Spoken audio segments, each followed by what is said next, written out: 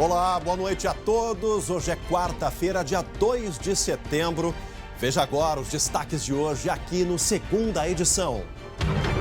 Sem reprovação, Estado promete que alunos não vão rodar. Então, por que voltar às aulas? Entenda já já. Covid-19 no alto. Mais de 90% dos leitos de UTI estão ocupados na capital. E hoje, mais um recorde preocupante. Puxão de orelha que deu certo.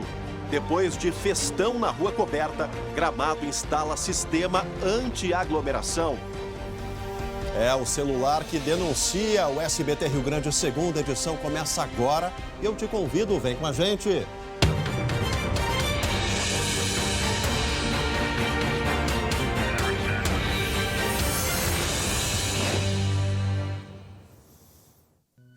Olha, gente, abrimos a edição de hoje falando do tema mais polêmico até agora durante esses últimos dias aqui no estado. Os alunos da rede estadual não serão reprovados. Pelo menos foi o que garantiu hoje o secretário estadual de Educação, Faisal Caram, em entrevista ao SBT. É mais um episódio dessa polêmica toda. Volta ou não volta às aulas aqui no Rio Grande do Sul. A data autorizada pelo governo é 8 de setembro. Para os alunos da educação infantil. Deixa eu conversar com a Gabriela Lirina para saber dos argumentos, enfim, das justificativas dos dois lados, porque está longe de um consenso, né, Gabi? Boa noite. Quanta polêmica, né, Chamalho? Boa noite para você, a todos que estão nos acompanhando. Pois é, né? Ontem, durante a live em que o governador Eduardo Leite falou sobre a data oficial, que é dia 8 de setembro, semana que vem, retoma com a educação infantil e de uma forma escalonada até novembro, ele disse que não gostava de usar o termo volta às aulas e que sim é uma retomada. E que isso também não é uma determinação, ou seja, não é uma obrigatoriedade das famílias de mandarem, enviarem seus filhos às escolas, que isso cabe agora a cada família, a prefeitura, as escolas decidirem o que vão fazer. Hoje à tarde, o secretário estadual, como você disse, Faisal Caram, da Educação, nos recebeu e disse, mais uma vez, acabou defendendo também esse mesmo argumento. Trouxe várias justificativas para dizer por que estão retomando agora a educação de forma presencial aqui no estado. E uma delas seria sobre a flexibilização das atividades econômicas e que muitas famílias, Chamalho, estão precisando cada vez mais do apoio da comunidade escolar. Vamos ouvi-lo. A necessidade que as mães têm, né, ou a família tem de deixar sua criança num lugar seguro. O lugar seguro é a escola. Muitas hoje querem voltar para o mercado de trabalho e não conseguem, em decorrência de não ter aonde deixar sua criança. O grau de vulnerabilidade tem aumentado muito, de violência tem aumentado muito também em relação à criança. E aí vem na cabeça da gente a pergunta que não sai, né, Chamalho? Será que é seguro para esses alunos estarem dentro das salas de aula? Será que é seguro para os professores, para os funcionários das escolas? Pois é, o secretário disse que, para isso, o governo do estado está lançando mão de uma série de protocolos para garantir esta segurança. E que um desses protocolos é a utilização das bandeiras, ou seja, só estão autorizados a retornar aquelas regiões que estão nas bandeiras amarela e bandeiras laranja, que significa o quê? Essas bandeiras significam que tem menos risco de infecção do novo coronavírus do que, por exemplo, aquelas regiões que estão em bandeira vermelha e que aí sim fica proibido o retorno de forma presencial. O secretário também falou sobre esse trecho, vamos acompanhar. Claro que a curva não começou a ter queda brusca, mas o que tem que ficar muito claro a todos, que nós só iremos voltar com questões sanitárias que nos permita voltar. Isso é a bandeira amarela e laranja. Seus filhos não irão perder o ano porque vocês não levaram. Cabe ao Estado atender de forma remota os que puder atender e aqueles que o Estado não atende, ele vai ter que recuperar. Se vocês não se sentem tranquilos para isso, não levem seus filhos. É um direito que vocês têm. Ninguém está obrigando. Essa curva que o secretário falou é a curva de contaminação do novo coronavírus, que é bem o que diz, ao contrário, o presidente da FAMURS, da Federação dos Municípios do Rio Grande do Sul, o prefeito de Taquari, Maneco Hassen, que eu conversei hoje à tarde. Os prefeitos seguem contrários a esse calendário, a essa retomada das aulas presenciais aqui no Rio Grande do Sul. E uma das justificativas do Maneco justamente é sobre essa curva, já que a curva, segundo ele, continua bastante elevada. Há um grande temor entre os prefeitos dessas bandeiras também. Vão retomar as aulas, depois terão que suspender. Vamos ver o que ele disse. Em bandeira vermelha não tem aula. Então, determinada região que está em bandeira laranja, aquela cidade volta às aulas, organiza tudo, compra merenda, compra IPI, organiza o transporte, e aí 15 dias depois vai para a bandeira vermelha. Suspende tudo de novo. Então, ou seja, é uma confusão desnecessária neste momento em que os números da pandemia ainda estão muito elevados. O Rio Grande do Sul poderia esperar mais um pouco e não ser o primeiro estado do país a retornar às aulas. Lembrando que o Rio Grande do Sul não seria o primeiro a retomar, né? Já tem escolas privadas no norte e no nordeste que já retomaram as aulas, né? Mas que situação, Chamal, ainda bem que a Catarina tem só 3 anos, não voltou ainda para não estar na escola ainda. É verdade. Agora, esse é o ponto, né, Gabi? A rede particular, assim como o futebol, tem provado que é capaz de retomar essa atividade por toda a preparação, mas a grande questão é a educação pública. E hoje o secretário Faisal Caram, diante de tudo que o governo já disse, foi a vez mais clara em que ele disse que não vai haver reprovação, que é tudo uma questão de posição das famílias, enfim. Mas e aí? E se e começa as aulas, libera, 2 semanas depois vai para o vermelho, como é que fica? Eu estou com a posição mais firmada do lado da FAMURS e do CEPERS. Acredito ainda que não seja o momento de retornar, mas a gente vai continuar acompanhando essa polêmica toda. Gabriela Lerina, obrigado pelas informações. Uma boa noite de quarta-feira. Beijo, até amanhã. Boa noite. Aí, né, gente? É a educação pública cada vez mais se distanciando de quem tem dinheiro para conseguir adquirir conhecimento. A gente fala agora de oportunidades de emprego e como é importante, né? E oportunidades na área da saúde, gente. Confere só. O Moinhos de Vento abriu vagas para técnicos de enfermagem trabalharem no atendimento de pacientes do Centro de Terapia Intensiva e na emergência do hospital. Os pré-requisitos são formação completa no curso técnico e registro no Conselho Regional de Enfermagem. A contratação é imediata e os selecionados terão assistência médica e odontológica, vale transporte, auxílio farmácia, entre outros benefícios. Mais informações no site hospitalmoinhos.org.br/carreiras. Esse é um exemplo que pode ser levado aí para a área da educação. Porto Alegre hoje está na laranja. Mas essa notícia preocupa muito, gente. As unidades de terapia intensiva aqui da nossa capital registraram recorde de internação por Covid-19 pelo 2º dia consecutivo. Até às 5 horas da tarde desta quarta-feira, 347 leitos estavam ocupados. Ontem o número chegou a 344, dia em que a Prefeitura flexibilizou ainda mais as atividades comerciais. Os hospitais Moinhos de Vento, que atende particular e convênios, da Restinga e Independência, que atendem o SUS, estão com 100% dos leitos ocupados, ou seja, 3 hospitais da rede que atende Covid, não há nenhum leito disponível. Isso já é algo para a gente. Estamos na bandeira laranja, Porto Alegre. Será que a educação municipal deve retornar agora? Tá aí, esse é um exemplo bem claro do que está acontecendo hoje, o tamanho do impasse na área da educação. Precisamos debater isso com certeza, não resta dúvida. E hoje tem mais uma rodada do Campeonato Brasileiro. Falei há pouco, né? O futebol provou que é possível retornar dentro dos protocolos de segurança. O Internacional entra em campo às 9h30 da noite, desfalcado, para a partida contra o Palmeiras. O volante Rodrigo Lindoso testou positivo para a Covid-19 e foi afastado do elenco. O também volante Damian Musto não viajou com a delegação para a capital paulista por conta de uma indisposição. E o zagueiro Zé Gabriel fica fora da partida por conta de um desgaste muscular.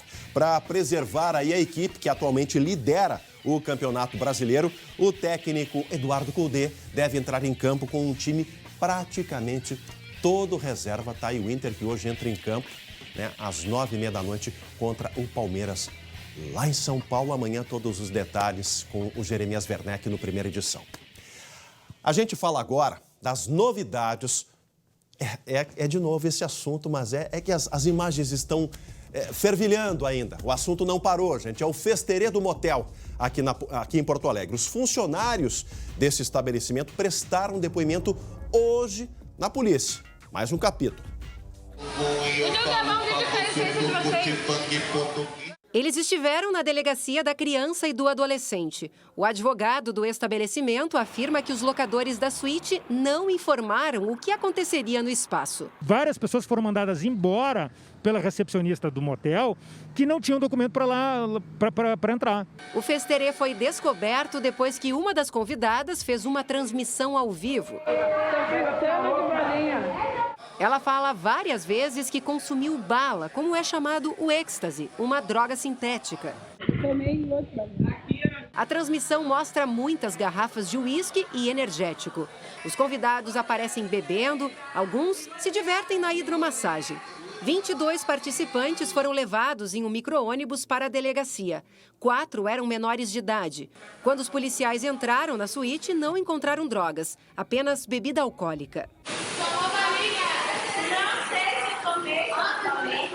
Não descartamos também a presença de drogas. Tudo isso será apurado. A polícia agora quer saber quem organizou tudo e se os adultos que estavam na suíte forneceram bebidas alcoólicas aos menores. Tem imagens que mostram outras coisas além das bebidas alcoólicas e já estão na mão da polícia. A gente continua acompanhando o desdobramento desse caso, essa tremenda vergonha e irresponsabilidade de pais e de quem estava nesse festerê proibidão lá no motel em Porto Alegre.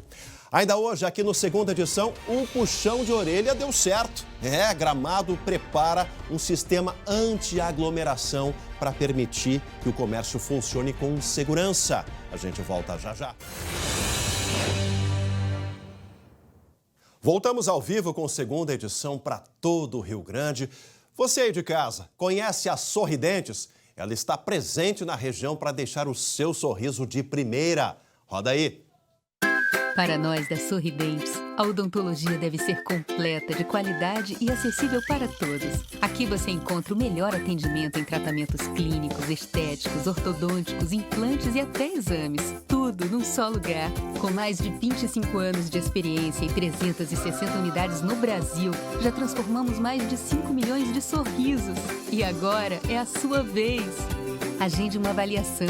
Sorridentes. O Brasil merece sorrir assim.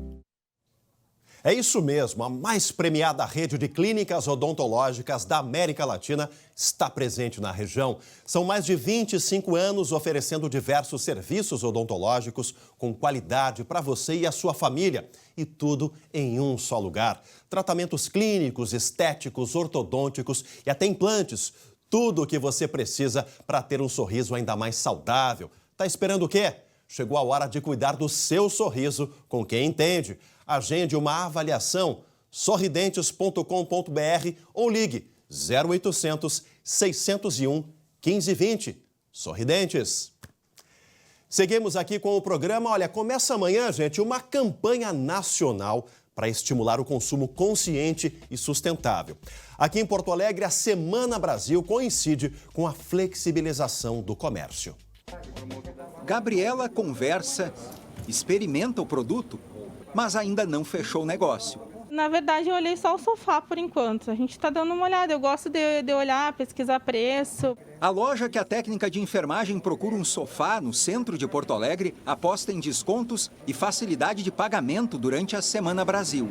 Telefonia, cama, mesa e banho saem em 10 vezes sem juros. Nós estamos com uma expectativa muito grande, né? A Semana Brasil é bastante importante porque aquece o comércio. Aqui em Porto Alegre, a Semana Brasil coincide com a flexibilização do comércio. A capital gaúcha voltou à bandeira laranja no modelo de distanciamento controlado. E a prefeitura anunciou esta semana um novo protocolo que permite a abertura das lojas também aos sábados. A Semana Brasil vai oferecer descontos de até 40%. Desde o início da pandemia, em março, o varejo acumula perdas de 280 bilhões de reais. No comércio, 1.200.000 empresas tiveram prejuízo por causa da pandemia do novo coronavírus. Este é o segundo ano da campanha, Cerca de 3 mil lojas devem participar, com descontos e parcelamentos especiais. Nós sabemos que 80% da economia do país está nas pequenas e médias empresas. Nós focamos a retomada das atividades com segurança, com foco no emprego. Neste estabelecimento, na região metropolitana de Porto Alegre, as vendas caíram 70% durante a pandemia.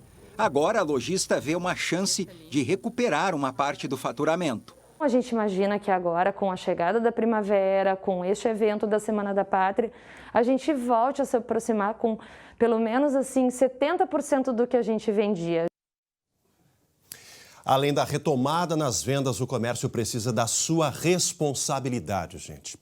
E olha, falando nisso, Gramado, lá na Serra Gaúcha, vai usar a tecnologia para evitar aquelas cenas de aglomeração de 2 semanas atrás. Lembra? Lá na Rua Coberta? O caso chocou a todos pelo desprezo às regras de distanciamento e o desrespeito com a saúde coletiva. Uma medida importante agora que os municípios da região têm mais autonomia para liberar atividades econômicas e têm a tecnologia como aliada. Nas ruas, o movimento é cada vez maior, mas as máscaras lembram, estamos numa pandemia. Eu vejo nas ruas que não estão levando a seriedade como deveria ser. A doença é séria e tem que ter muito cuidado. Agosto foi o mês com o maior número de mortes na Serra, 138. Caxias do Sul chegou aos 100 mortos por Covid-19. Além disso, a maior cidade da região vem registrando surtos pontuais em serviços de saúde e presídios. Se por um lado os números mostram que a curva de mortes ainda não começou a descer, por outro, os prefeitos aqui da Serra estão empenhados na busca por alternativas para seguir as regras do distanciamento controlado. E a tecnologia tem sido uma grande aliada nesse desafio. Há 2 semanas, estas cenas chocaram pelo desrespeito aos protocolos de distanciamento. Agora, a Prefeitura de Gramado dividiu a Rua Coberta em 5 partes. Cada uma delas possui um sistema conectado à internet que detecta a quantidade de celulares no local. Com isso, será possível controlar o número de pessoas circulando. Serão permitidas, no máximo, 500. Atingiu esse limite, os gestores do gabinete de crise vão receber um SMS para que possam agir preventivamente com a vigilância sanitária, com a Brigada Militar, que é a nossa parceira também, para dispersar o que tiver, a possível aglomeração que tiver aqui e poder agir para evitar qualquer tipo de problema. O projeto piloto pode ser estendido para outros pontos de aglomeração da cidade, como a Rua Torta, a Praça das Etnias e o Lago Negro. Estratégias que se multiplicam para atender o que pede a Justiça e manter a retomada da economia. Gramado é uma cidade hospitaleira. Nós não desejamos que as pessoas sejam admoestadas, sejam multadas ou sejam conduzidas. Só queremos alertar de que nós estamos ajudando a proteger a saúde deles próprios e dos gramadenses e visitantes que por aqui circulam. É isso aí, prefeito. Ficamos na torcida de que funcione e Gramado possa dar aí o exemplo a outras cidades da região serrana. Agora uma notícia para quem gosta de esportes aquáticos. Recém-reformado, o Parque Náutico em Capão da Canoa está aberto. O espaço vai permitir a prática de kitesurf, vela e passeios de moto aquática. Olha só. Fechado por 2 décadas, o Parque Náutico da Lagoa dos Quadros está localizado na divisa com Maquiné, a cerca de 4 quilômetros do centro da cidade. O trapiche foi reformado e foram construídos um deck e um mirante coberto. A gente está fazendo de maneira paliativa, de quinta a domingo, somente na parte da tarde, uma abertura do Parque Náutico controlada, com o número de pessoas reduzido e o número de permanência no parque de até 20 minutos. É claro que as pessoas não vão poder fazer roda de chimarrão, não vão poder fazer o seu churrasco nesse período de pandemia, podem acessar apenas para contemplação. E atenção, motoristas gaúchos, a Assembleia Legislativa aprovou o projeto que autoriza o pagamento parcelado do IPVA no Rio Grande do Sul a partir do ano que vem. A proposta inicial era de pagamento do imposto em 12 parcelas, mas um acordo com a base do governo fechou a proposta em, no máximo, 10 parcelas. Os proprietários de veículos poderão optar pela quitação parcelada ou a cota única. A data limite continua dia 30 de abril. E tem mais uma notícia antes da gente encerrar. Foi divulgada a nova nota de R$ 200, a cédula conta com a imagem do lobo-guará e passa a circular a partir de hoje em todo o Brasil. Mais informações sobre esse assunto você confere logo depois do segunda edição no SBT Brasil, que começa em seguidinha, 15 para as 8 da noite. Tenham todos uma ótima noite de quarta-feira. Não vou encerrar sem antes dar os parabéns aos repórteres cinematográficos, a espinha dorsal da televisão, aqueles que respeitam realmente a informação, o jornalismo em imagens. Dizem que uma imagem vale mais que 1000 palavras, então a todos esses grandes profissionais, o nosso abraço e reconhecimento aqui de todo o time do Segunda Edição. A gente volta amanhã às 7h20, 11h40 tem o André Harry e o Glauco Paza com a primeira edição do SBT Rio Grande. Ótima noite de quarta-feira. Tchau, tchau.